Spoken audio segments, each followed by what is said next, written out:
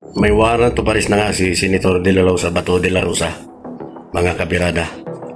Kakapagtataka lang, noong November pa pala, 2025, may inisyu na ng warrant to paris ang ICC, International Court. Ngayong May lang nila nilabas. Di natin maintindihan. Para maintindihan natin ang buong kwento, panoorin natin tong video.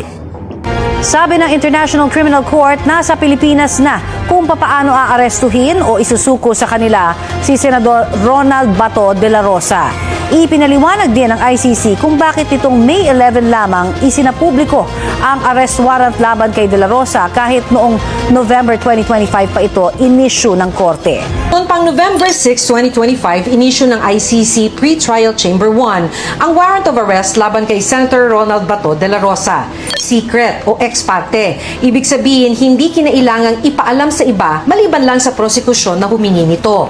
Paliwanag ng ICC, secret warrant ang inisyu dahil may banta sa mga biktima at testigo at dahil may mga tangka si de la Rosa na hadlangan ang investigasyon.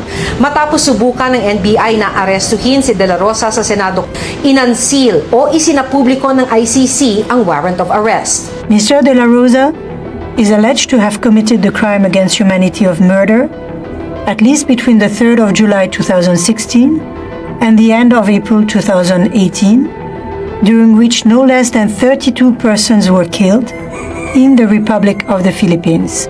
Bilang indirect co-perpetrator sa kasong kinakaharap ni dating Pangulo Rodrigo Duterte, sabi ng ICC, may reasonable ground para paniwalaang sangkot si De La Rosa sa kasong Crimes Against Humanity of Murder mula July 3, 2016 hanggang April 2018. Bilang hepe ng Davao City Police, sabi ng ICC, ginamit ni De La Rosa ang kanyang posisyon para makapatay ang Davao Death Squad at may patupad ang tokhang. Bilang PNP chief, ginamit daw ni De La Rosa ang kanyang posisyon para magbigay ng logistics, tulad ng pera at baril, para maipatupad ang malawakang patayan at nag-appoint ng mga opisyal sa pwesto para maipatupad ang common plan. Nag-issue ang ICC ng arrest warrant dahil sa paniniwalang hindi haharap si De La Rosa sa ICC para sa paglilitis. Napansin rin ng mga hukom ang pagbabanta ni De La Rosa sa mga ICC prosecutor at pagpapakalat nito ng mga maling impormasyon. The judges assessed the material submitted by the prosecution and found reasonable grounds to believe that Mr. De La Rosa is allegedly criminally responsible as an indirect co-perpetrator for the crime against humanity of murder.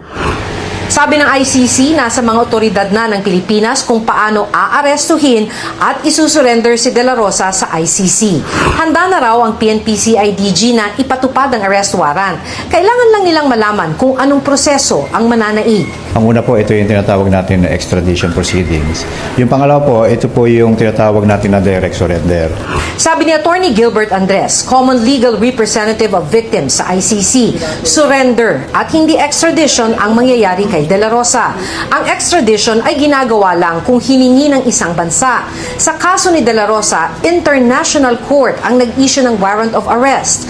Pinapayagan ng Republic Act 9851 o International Humanitarian Law Act, Section 17, ang pag-surrender sa mga akusado ng genocide o crimes against humanity. Because he is a subject of an international criminal court arrest warrant for an international crime, crimes against humanity, the protection for him is the right to a fair trial and the procedural rules of the ICC. Para kay Andres, hindi na magagamit ang Article 59 ng Rome Statute. Sa Article 59, matapos maaresto, kailangan iharap sa korte ang akusado at pinapayagan ding maghain ng interim release.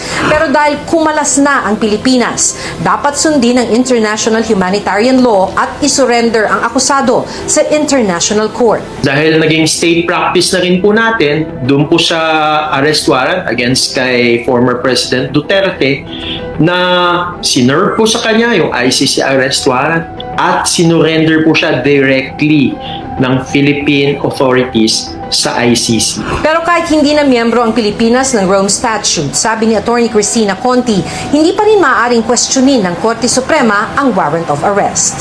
Tinanggap natin itong probisyon na ang Rome Statute ang mangingibabaw kung patungkol sa jurisdiction ng ICC. Kaya ang Supreme Court natin to observe international legal order will have to defer to that Rome Statute. Hindi po magkabangga yan.